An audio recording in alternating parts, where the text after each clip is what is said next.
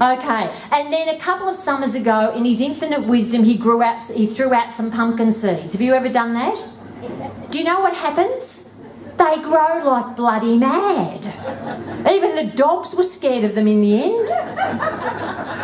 But these damn leaves of this pumpkin were all over. We've got half an acre. My God, it nearly overran it. So I decided to write this, and it's called Pumpkin Patch Pickle. My husband bought a pumpkin for some healthy winter food. Of course, creamy pumpkin soup would always put him in the mood for throwing out the seeds amongst his little veggie patch that grew behind the chook shed where the chickens peck and scratch.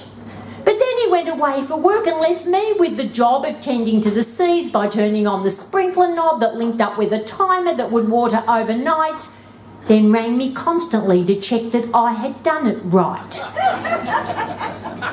The leaves grew every day as the long tentacles spread wide, like triffids on a mission. They were not too shy to hide. They crawled throughout the garden and they snuffed out real plants, then strangled hubby's scarecrow man by crawling up its pants.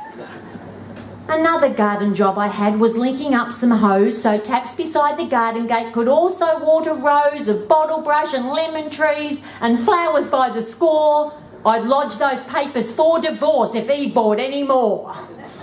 One day while I was busy tending to the lemon trees, I felt a strange light tingling around my wrinkly knees. The sun was blinding in my eyes and it was hard to see, so I just brushed one hand below my skirt to set it free.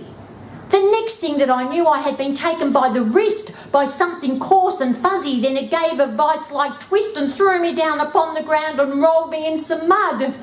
I tried to struggle to my feet, but then I heard the thud. A large, fat, fleshy pumpkin was now sitting on my face, and 20 hairy tentacles were searching for a place to pin me down and keep me there amongst the lemon trees and wrap its shiny pumpkin leaves around my quaking knees. Deep down I knew with no one home that I was all alone, so in my panic state I started screaming for my phone, and then as though it understood, one rogue pumpkin flower puffed up like a fat bullfrog with all its might and power. It crawled inside my gaping mouth and muffled all my screams. Then tentacles of spiky flesh were tearing at the seams of every piece of clothing from my tights up to my scarf. It hurled my blouse into the patch and tore my skirt in half.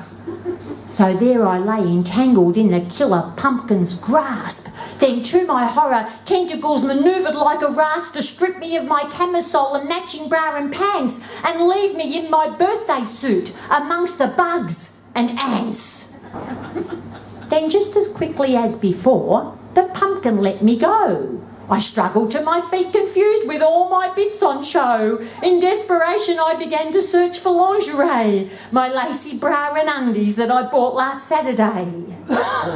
But then I had a more disturbing thought about my spouse, who last week when at home installed surveillance on the house.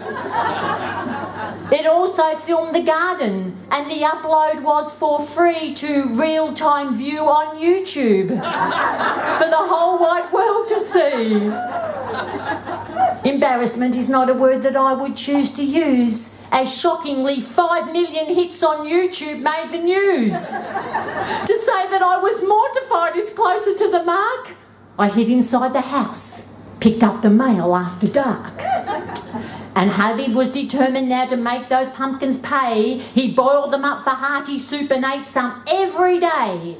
But just imagine his surprise when one cold afternoon he found my lacy undies on the end of his soup spoon.